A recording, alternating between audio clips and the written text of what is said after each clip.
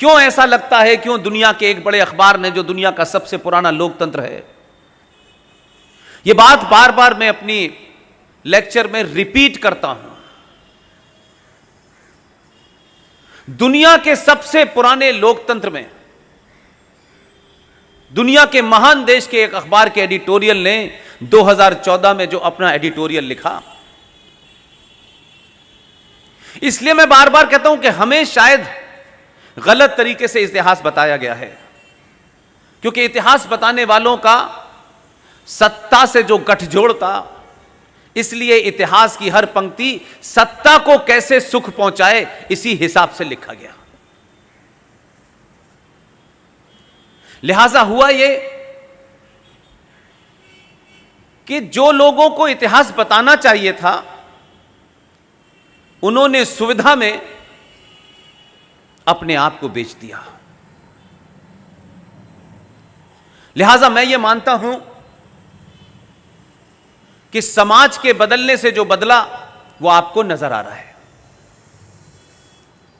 इसलिए जब भी आप प्रोग्राम करें, ये मेरी राय है, आपको अच्छी लगे जरूर करिएगा। मैंने सुना है कि ये क्लब बड़ा वाइब्रेंट क्लब है, इसके ओहदेदार बड़े डायनामिक लोग हैं, और ये हर महीने किसी न किसी हम जैसे छोटे आदमी को बुलाते हैं और यहां पे मंच पे खड़ा करके हमको बड़ा कर देते हैं। लिहाजा आप पहला काम यह करें कि अपनी जिंदगी जो आपकी रोजमर्रा की है, सार्वजनिक जीवन की है, उसमें सिर्फ थोड़ा सा बदलाव कर लें। ये जो आपने 1947 से पहले जो हमारे मास्टर्स थे, जो कुछ भी उनसे लिया है, धीरे धीरे उसको समाप्त करें। और इन फंक्शनों में ये जो 500-500 रुपए के और 1,000 रुपए के महंगे बुके आप देते हैं, इस बुके को मैं कितनी भी कोशिश कर लूं, ये घर तक, मेरे घर इस हालत में नहीं पहुंचेगा। आप इस परंपरा को बदलिए। छोटा सा चेंज आपके पूरी सोच को बदल देगा। 5 रुपए का भी पौधा नहीं आता है, आप 5 रुपए का एक पौधा लीजिए, छोटे से गमले में उस तुलसी के पौधे को देंगे तो सनातन खड़ा हो जाएगा।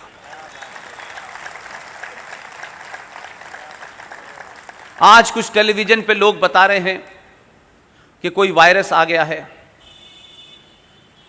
उन्होंने कहा घर के दोनों दरवाजों पे अगर ये पेड़, एम्स के डॉक्टर हैं, वो आरएसएस बीजेपी के सदस्य नहीं है, उन्होंने कहा है दोनों दरवाजों पे अगर तुलसी लगी होगी तो कम से कम कोरोना वायरस नहीं आएगा, शाहीन बाग आ जाए बात अलग है।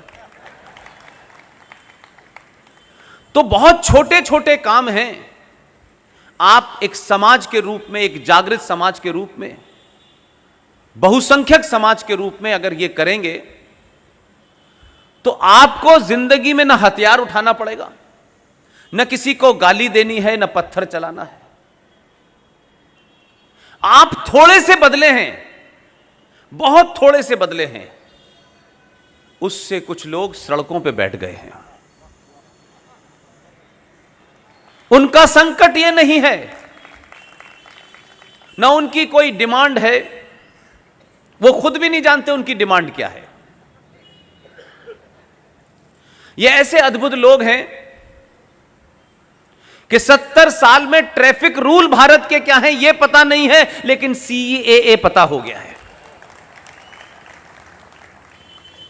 ये वो महान परंपरा के लोग हैं कि कुरान मजीद में कहां क्या लिखा है ये पता नहीं है, लेकिन इनको ये पता है कि मोदी नेक्स्ट क्या करने वाला है। मैंने इसलिए बात कहा कि आपको हो सकता है गुस्सा आता हो, मुझे भी आता था, क्योंकि मैं तो ऐसी जगह पैदा हुआ जहां आइडिया ऑफ पाकिस्तान पैदा हुआ था। लेकिन ऊपर वाले ने मेरे साथ भी जो है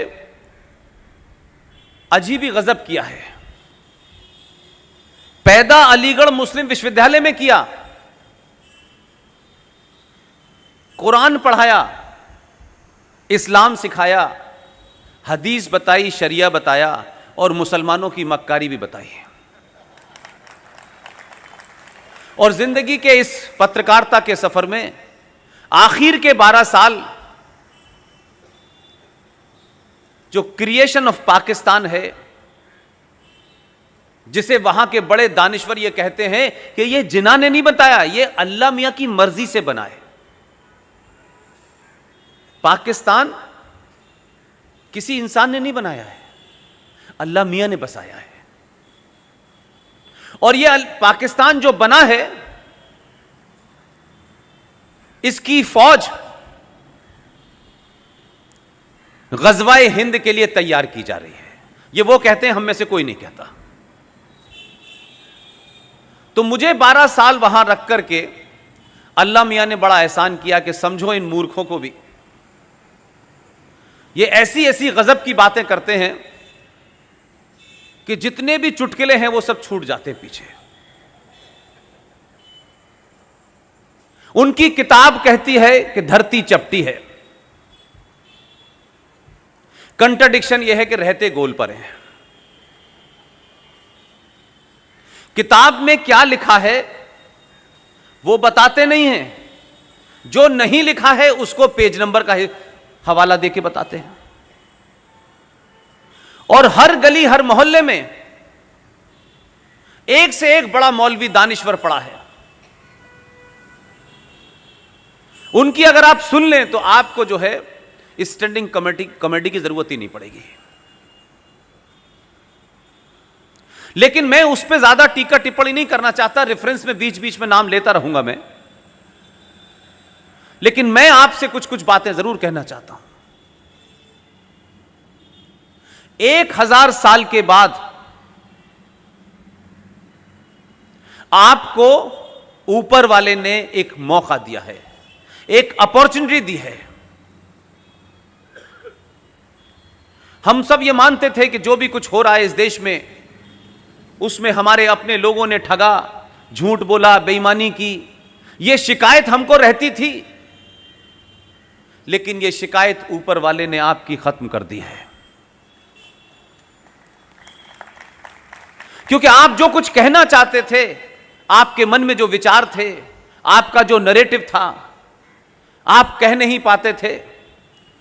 और सौरभ शाह की तरह हजारों ऐसे लोग हैं जिन्होंने पत्रकारिता किसी मकसद से ज्वाइन की थी। यह सहाफत की दुनिया ब्रेड एंड बटर कमाने के लिए नहीं की थी। अगर रोजी रोटी का मामला होता तो जितना ताकत, जितनी मेहनत इसको करने में लगती है, उसके 5% में भी हजारों करोड़ रुपया कमा सकते थे सौरभ भाई। आप किसी कन्विक्शन के तहत इस प्रोफेशन में आए थे, लेकिन इस प्रोफेशन में आने के बाद आपको पता चला कि यहां कन्विक्शन की कोई जगह नहीं है। यहां इस बात की जरूरत है कि आप 10 साल में कैसे सत्ता तक पहुंचे, कैसे राज्यसभा की सीट आपको मिले, कैसे इस देश के बड़े बड़े संस्थानों में आपको चेयरमैन की पोस्ट मिले। तो आपकी खबरों का अंदाज और एडिटोरियल का मिजाज भी वैसे ही होता था। यह तो हम समझते थे कि हम महान क्रांति कर रहे हैं, हमारे लेखों से क्रांति हो रही है, हमारे लेखों से लोगों में बड़ी जागरूकता पहुंच रही है। अगर हिंदुस्तान में, क्योंकि सरकारों को मैं कहता हूं कि सरकार शपथ लेके आती है, सरकार की अपनी मजबूरियां होती हैं, लेकिन मीडिया सरकार के अंडर में नहीं चलता है। अगर इस देश में सबसे बड़ा कोई क्रिमिनल है, जघन्य अपराधी है, तो वो इस देश का मीडिया है।